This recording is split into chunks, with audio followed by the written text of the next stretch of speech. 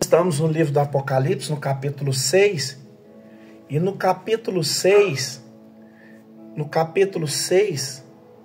nós vamos observar que está registrado a abertura dos 6 primeiros selos. Nós já estudamos sobre a abertura dos 5 primeiros selos, estamos no versículo do 1 ao 11. Vamos recapitular o que nós vimos já. O capítulo dos 6 primeiros selos. No capítulo 5, João viu o livro que estava na mão direita de Deus, e esse livro estava selado com 7 selos. E a partir do capítulo 6, esse selo começa a ser aberto. É o Cordeiro que abre cada um desses selos. Na medida que esses selos vão se abrindo, nós vamos perceber que fenômenos começam a ocorrer aqui na Terra. Aí há uma informação importante.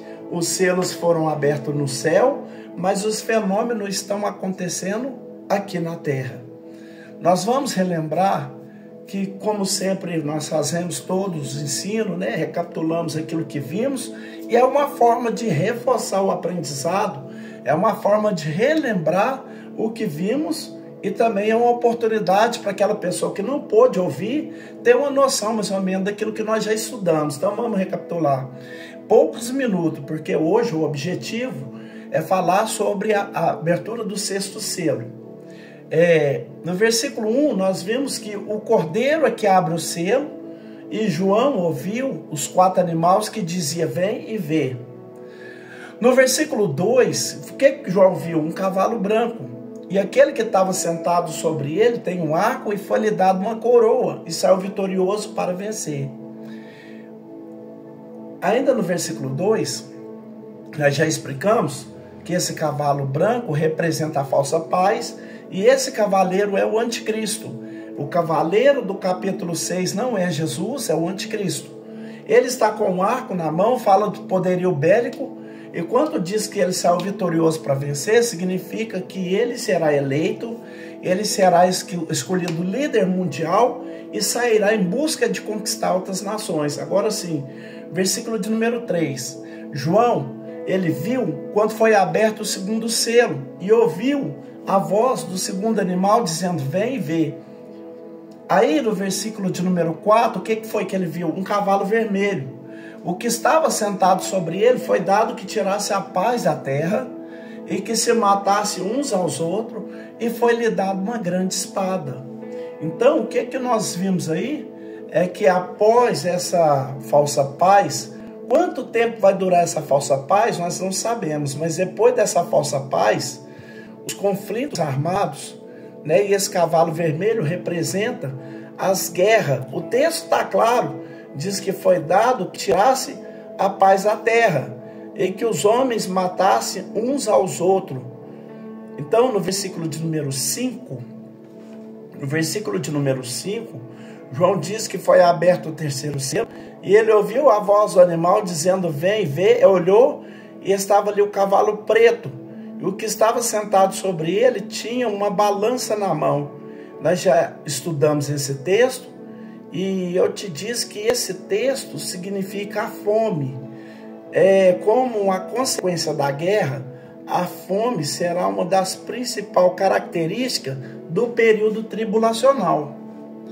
Ainda no versículo 6 diz assim: e eu vi e ouvi uma voz no meio dos 4 animais que dizia: uma medida de trigo por uma medida de e uma medida de cevada por um dinheiro. Não se danifica o azeite e o vinho. Então, o que eu expliquei que, quando eu estudei o versículo 6 com os irmãos, que haverá escassez de alimento, que durante a grande tribulação, as pessoas não vão poder comprar a quantidade que quiser, porque o alimento vai estar muito caro e vai estar muito raro. Então as pessoas irão trabalhar praticamente só para sobreviver, para comprar só o alimento. E nós vimos também que haverá uma preocupação para não danificar a natureza. Quando fala sobre a preservação do azeite e do vinho, está falando sobre esse cuidado da natureza, a agricultura, a lavoura, para que a fome não amanque ainda mais. E No versículo 7, nós vemos a abertura do quarto selo. Ele diz que ouviu a voz do animal dizendo, vem e vê. Versículo de número 8, ele diz que olhou e viu um cavalo amarelo, e que estava sentado sobre ele, tinha por nome Morte, e o inferno o seguia. Só relembrando aquilo que já dissemos aqui, não significa dizer que a morte é um ser vivo. A morte, ela não é um ser espiritual, a morte não é um anjo e a morte não é um demônio. O que é a morte? A morte é um fenômeno. É quando a substância imaterial ou espiritual separa-se da substância física, quando alma e espírito saem do corpo. Então, assim como o segundo e o terceiro cavalo, que representado a fome, que são figurados, é claro que esse quarto cavaleiro aí também é figurado. Ele representa a morte. Quando diz que o inferno seguia, é uma forma figurada de dizer que as almas das pessoas que foram mortas, que foram recolhidas para o lugar dos mortos. E é interessante nós observarmos que na ocasião da abertura desse quarto selo, vai morrer 25% da população mundial. Diz assim, e foi-nos dado poder para matar a quarta parte da terra, com espada, com fome, com peste, com as feras da terra. Então observe que nessa ocasião, cerca de 25% da população vai morrer nessa terra, né? E isso é no início da grande tribulação, não é durante, é no início da grande tribulação. Vai morrer vítima de quê? Vítima de armas de guerra, né? Material bélico, as guerras, vítima da fome, vítima de epidemia e além disso com as feras da terra. No versículo 9, a abertura do quinto selo, João viu debaixo do altar as almas dos que foram mortos por amor da palavra de Deus e do testemunho que deram. Então observe uma informação importante aqui, que na abertura do primeiro, do segundo, terceiro, quarto selo, nós vamos observar que são fenômenos que vai atingir o mundo inteiro, a falsa paz, a guerra, a fome e a morte.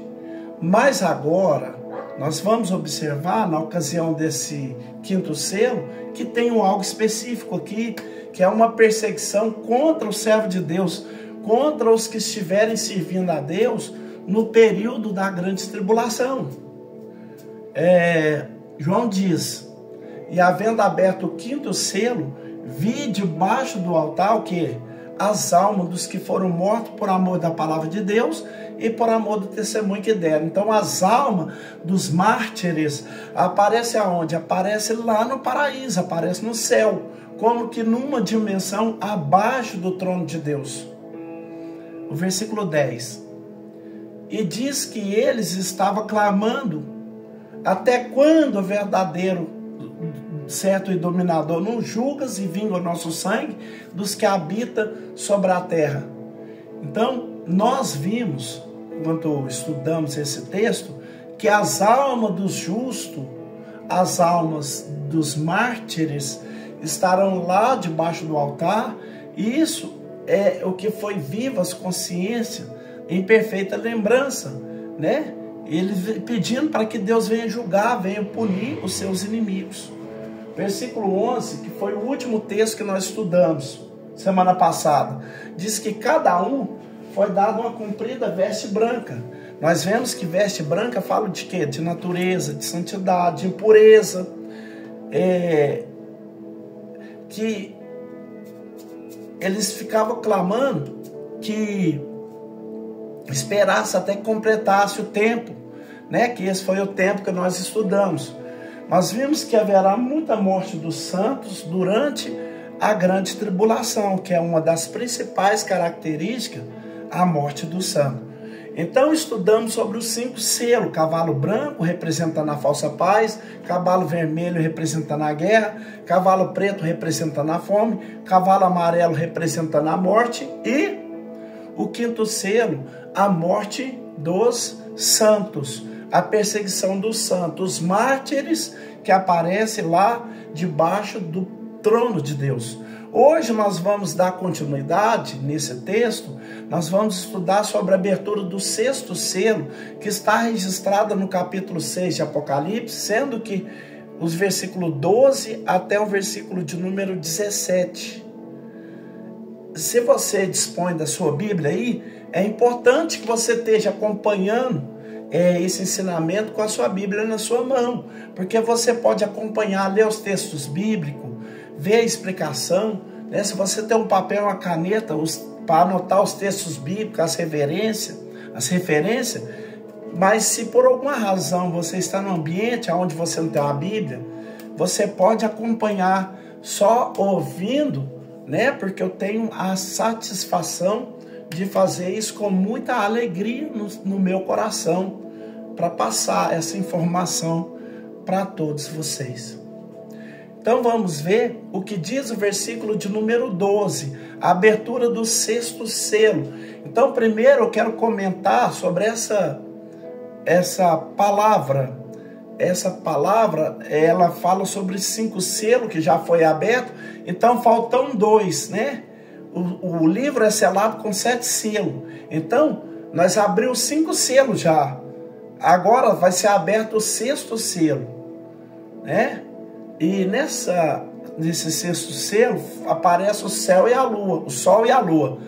Havendo aberto o 6º selo, olhei e eis que houve um grande tremor de terra. Então, na ocasião da abertura desse 6º selo, João viu um grande terremoto. Eu posso até dizer um terremoto de proporção gigantesca. É interessante nós observarmos que durante a grande tribulação, a terra será abalada por grandes terremotos. Esse não é o único texto que fala sobre terremoto, não. Por exemplo, no capítulo 8 e no versículo de número 5, a palavra de Deus diz assim: e o anjo tomou o incensário e encheu do fogo do altar e lançou sobre a terra. E houve depois vozes e trovões e relâmpagos e terremotos. Então, os terremotos ocorrerão com muita frequência durante o período da grande tribulação. Veja o que diz ainda no capítulo 11, no versículo 13 e 19.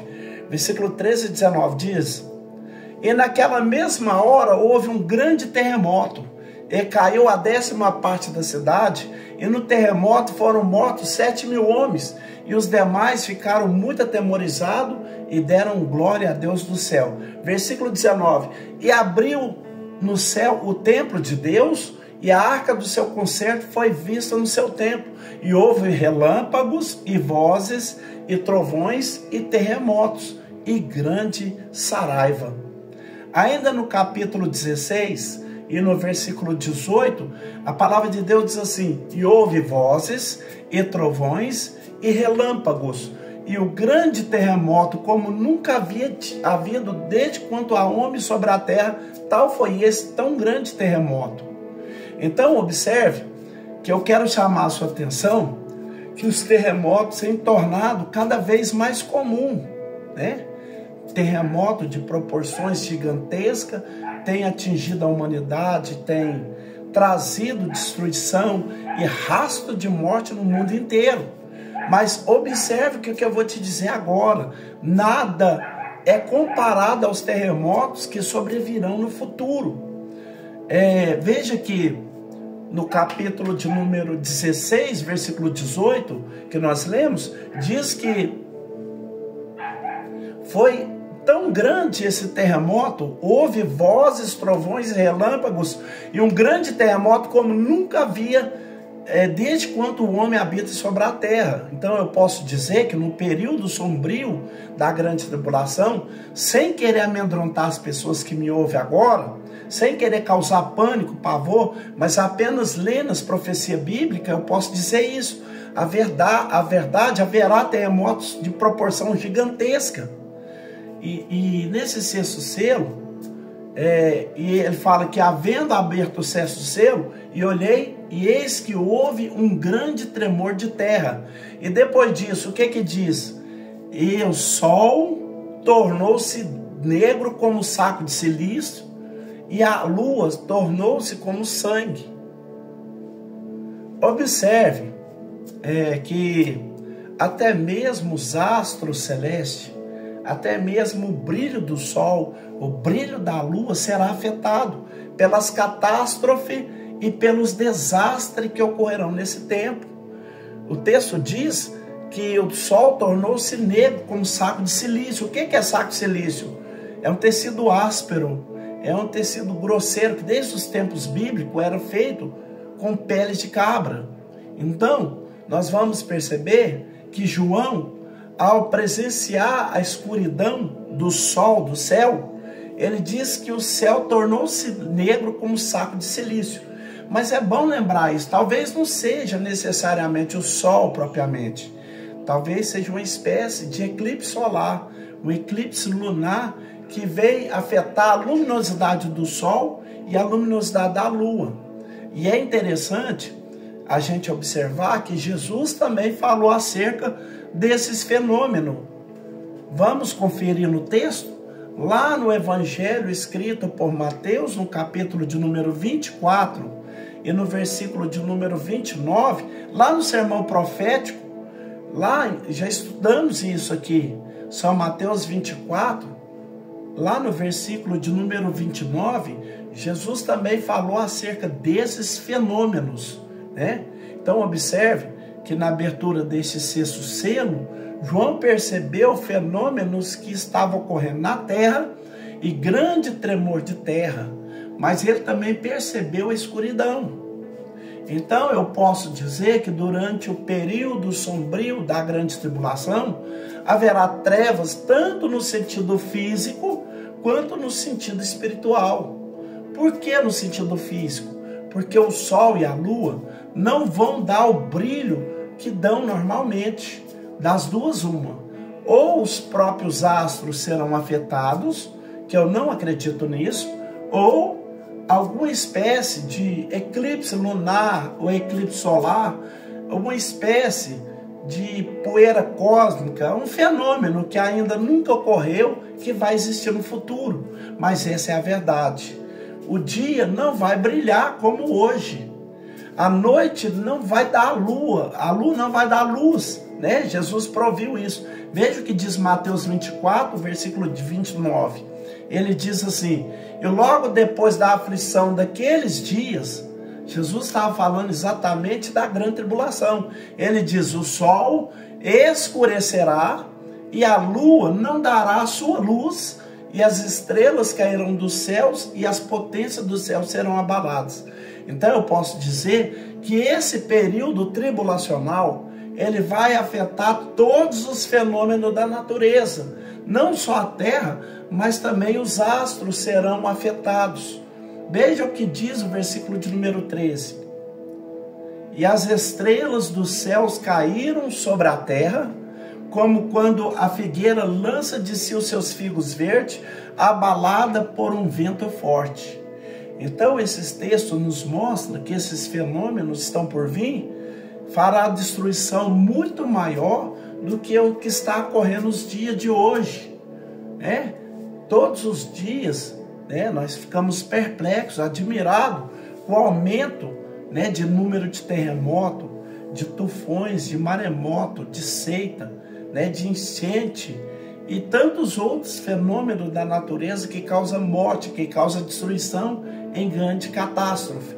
Mas à luz da Bíblia Sagrada, à luz das profecias bíblicas, da palavra de Deus, nós podemos afirmar que esses fenômenos que ocorrem em nossos dias, embora tenha alto poder de destruição, são muito menores do que aqueles que ocorrerão no período da grande tribulação.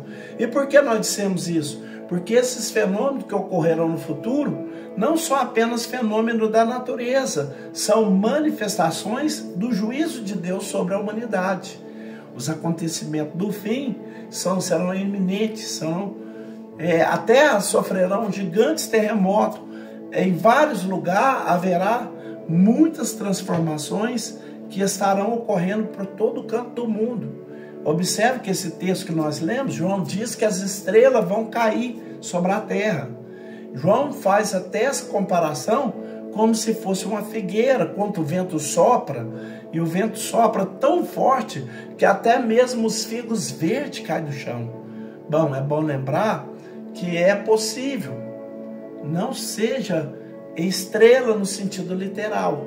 Se fosse estrela, a Terra seria destruída, com certeza. Talvez seja um meteoro, talvez seja um meteorito, asteroide, né, que vai cair na Terra.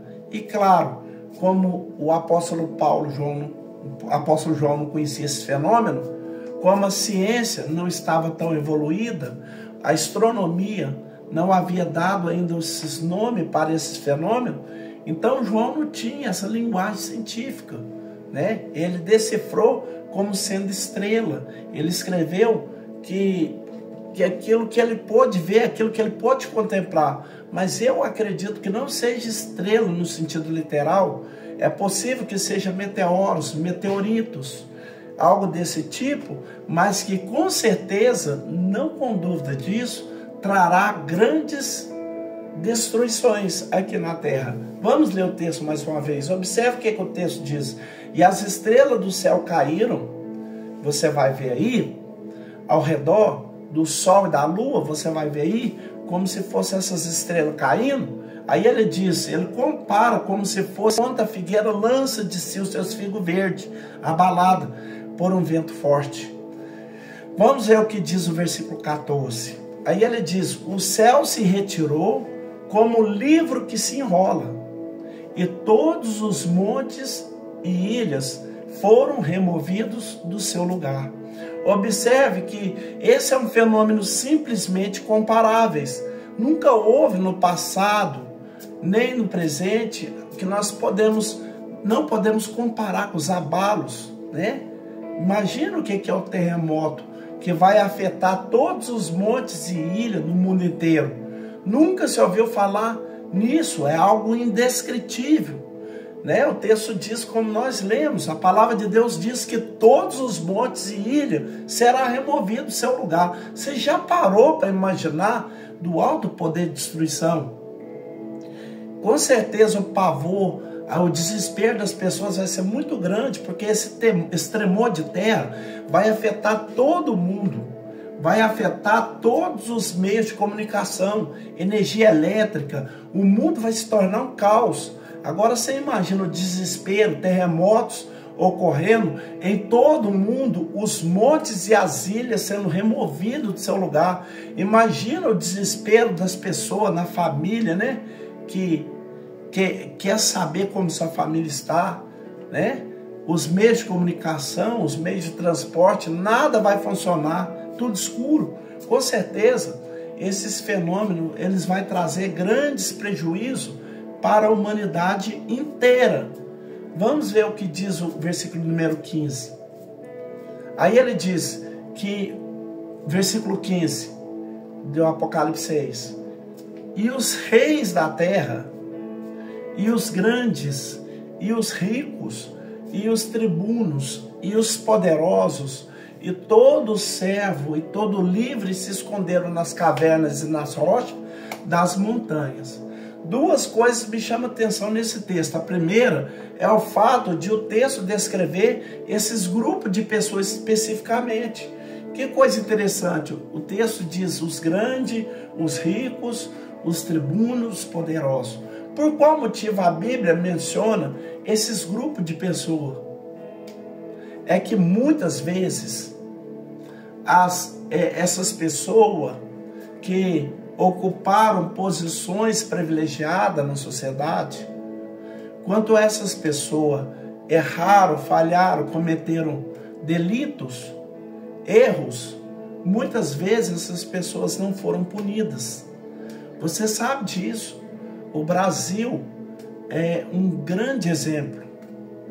Quantos governantes, quantos líderes, quantos políticos corruptos que muitas vezes desviam as verbas, né? E às vezes vão até presos. A Polícia Federal vai lá e faz o trabalho, mas sempre tem alguém que assina o habeas corpus, que dá liberdade, e muitas vezes esses políticos deveriam passar décadas, o resto da sua vida na prisão, estão pagando, né, pelas suas liberdades, estão sendo soltos.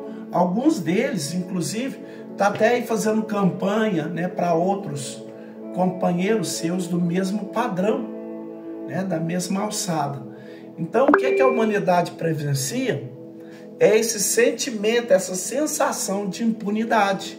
Então, aqui no Brasil, você sabe disso, que muitas vezes, na grande maioria das vezes, o fato das pessoas ter posições privilegiadas, ter um lugar privilegiado, não são punidas. A lei, para algumas pessoas, é como se elas não teria como ser feita. Mas diante da grande tribulação, meus irmãos, nessa série de juízo, de julgamento divino, que é o próprio Deus, que é o próprio Cristo que vai enviar sobre a terra, os grandes, os ricos, os tribunos, os poderosos, não terão como escapar. Pode ter dinheiro, pode ter posição, pode ser autoridades, mas irão pagar sim pelos seus erros.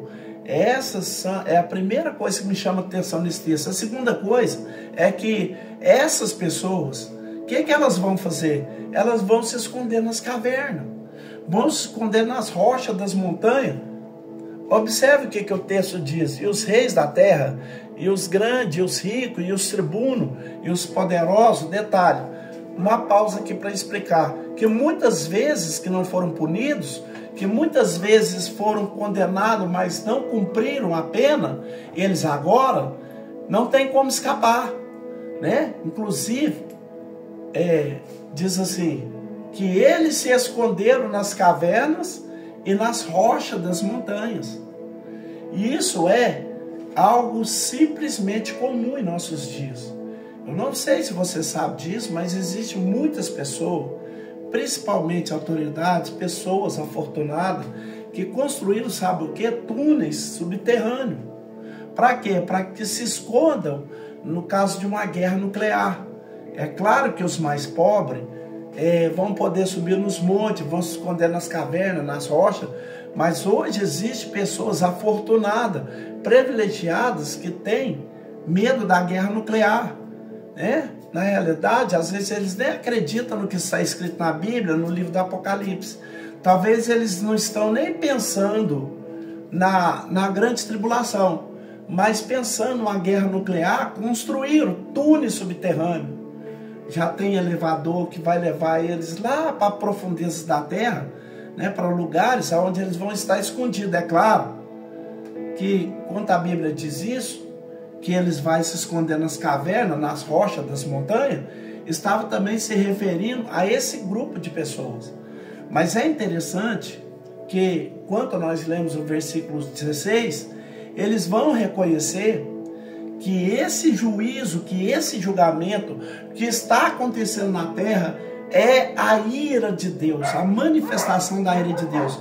Veja o que diz o versículo 16.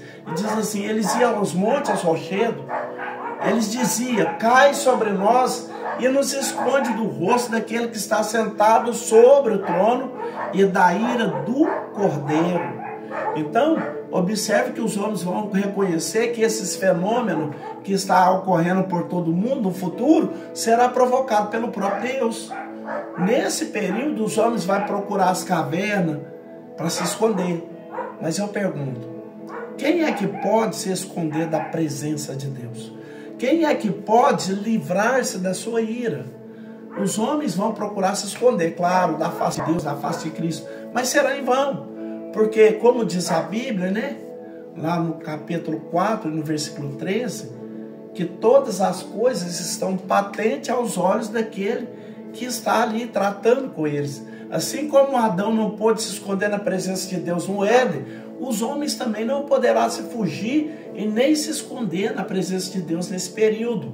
O juízo, o castigo desse período será simplesmente incomparável. Finalmente, nós vamos estudar o versículo 17, e o texto diz assim: porque havendo o grande dia da sua ira, quem poderá subsistir? Talvez você esteja perguntando, talvez você não seja um cristão, talvez você não seja evangélico. Você está perguntando, por que um Deus tão cheio de amor, Por que um Deus tão misericordioso, aquele que deu seu filho para morrer por nós, por que ele vai fazer ou permitir que essas coisas aconteçam? Bem, em primeiro lugar, nós devemos entender que Deus é amor, Deus é longânimo, Deus é misericordioso, mas Deus também é justo. Se nós pudéssemos, não é possível, mas se nós pudéssemos medir, pesar o amor de Deus numa balança, nós chegaríamos à conclusão que o amor de Deus é exatamente proporcional, igual à sua justiça. Se nós colocar o amor e a justiça de Deus na balança, ficaria exatamente os dois no mesmo peso. O amor de Deus não excede a sua justiça e a sua justiça não excede o seu amor. Em segundo lugar, nós devemos entender que, de acordo com a Bíblia Sagrada, a grande tribulação será o período da manifestação da ira de Deus na terra sobre os ímpios, sobre os pecadores.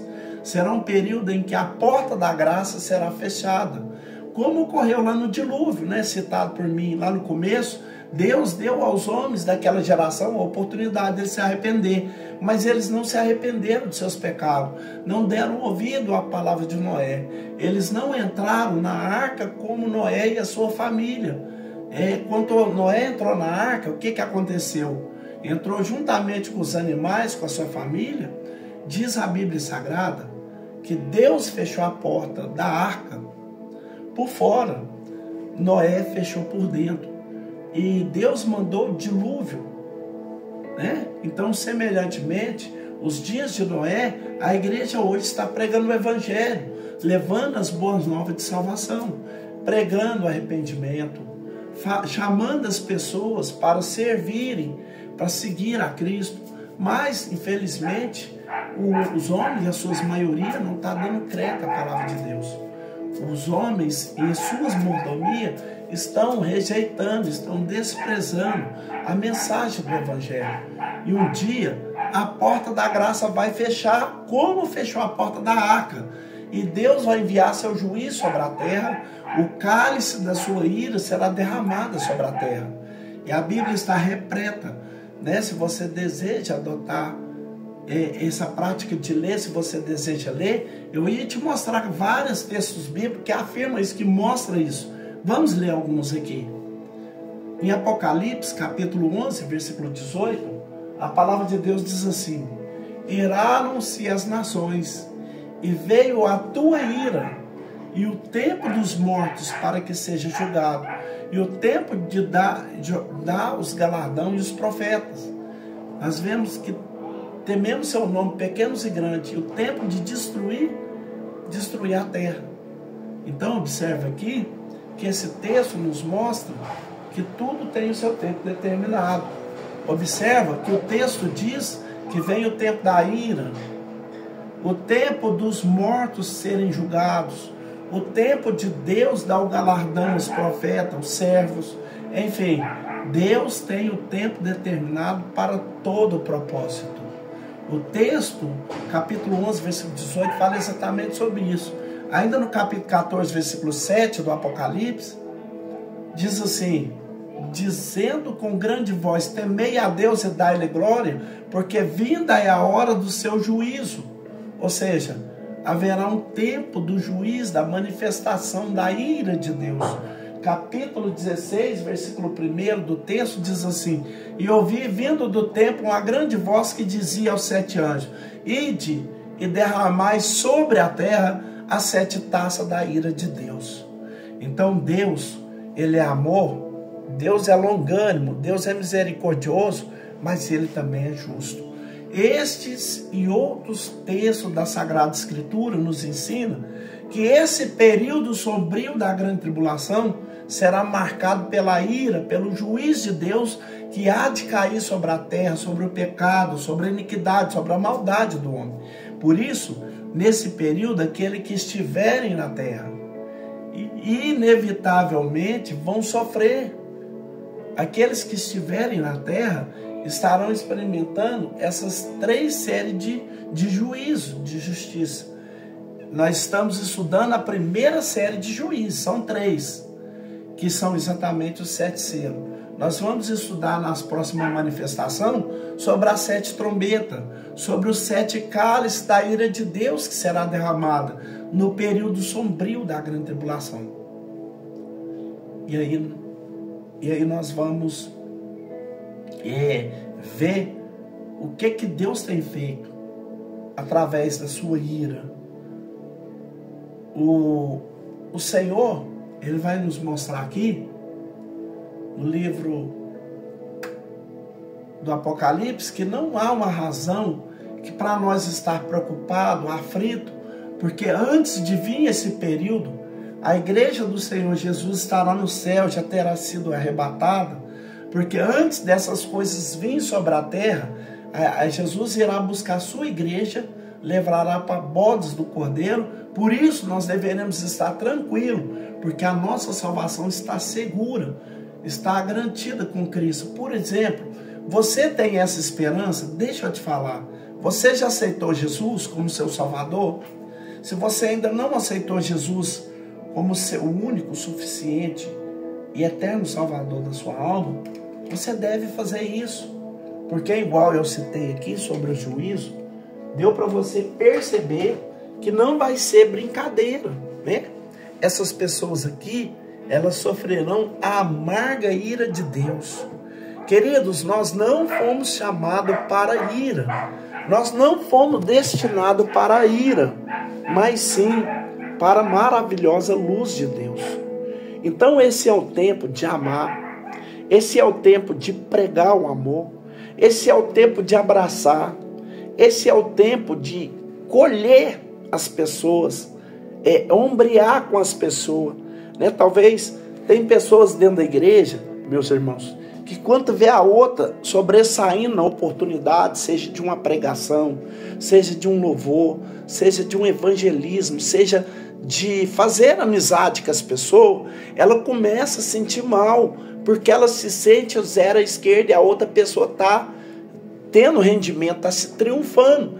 E ela começa a sentir como se ela fosse menosprezada por aquelas pessoas e começa a perseguir, começa a humilhar, começa a fazer com que as pessoas sintam mal, até essas pessoas saírem da igreja, porque ela vai pensar assim, porque ela saindo, aí sobra cadeira para mim, porque ele saindo, sobra um lugar no instrumento para me tocar, porque ela saindo, sobra um lugar no altar para me pregar, porque ele saindo, o pastor vai dar atenção para mim, porque ele saindo, o evangelismo vai ter eu como regente, como dirigente. Irmãos, esses pensamentos estão tirando a igreja da caravana do Senhor. Nós devemos amar. Se Deus levantou alguém mais capacitado do que nós, glória a Deus. Vamos ombrear com ele, vamos ajudar ele a fazer a obra de Deus. Se ele é mais capaz do que nós, é porque é preparação do Senhor. Isso não quer dizer que nós somos menos, não, nós somos soma, né? Nós completamos com esse tal habilidoso e formamos uma igreja forte, formamos uma igreja trabalhista, uma igreja que está buscando oportunidade de alcançar o objetivo do Senhor na terra. Ah, meu Deus do céu, que maravilha, Jesus, essa palavra. Irmãos, eu vou encerrar por aqui, porque já venceu o meu tempo, mas a semana que vem, se Deus assim nos permitir, nós iremos entrar sobre a vida dos mártires, né? Sobre o 7º selo, do 7º selo para lá. Glórias a Deus, aleluia. Feche os seus olhos aí, deixa eu fazer uma oração para você. Soberano Deus e eterno Pai, muito obrigado por essa oportunidade, que o Senhor conceda cada dia mais, meu Deus, pessoas positivas ao nosso lado, para poder estar participando, meu Deus, dessa palavra, desse ensinamento, aprendendo do Senhor, sendo objetivo, meu Pai, com as pessoas que dependem também de aprender. Em nome do Senhor Jesus, Pai, coloca tuas mãos sobre cada uma dessas vidas e conceda para elas, meu Pai, muita determinação positiva, porque é para a glória do teu nome santo. Amém. E graças a Deus, que o amor de Deus Pai, a graça do nosso Senhor Jesus Cristo e as doces consolação do Espírito Santo seja com todos e toda a igreja diga amém. Amém. Assim, Jesus. Deus abençoe, meus irmãos. A paz do Senhor Jesus a todos. Senhor Jesus a todos. Amém. A paz do Senhor Jesus a todos. Deus abençoe. Amém. Amém. Pai do Senhor, Jesus, todo mundo. Pai do Senhor Jesus. Pai do Senhor Jesus.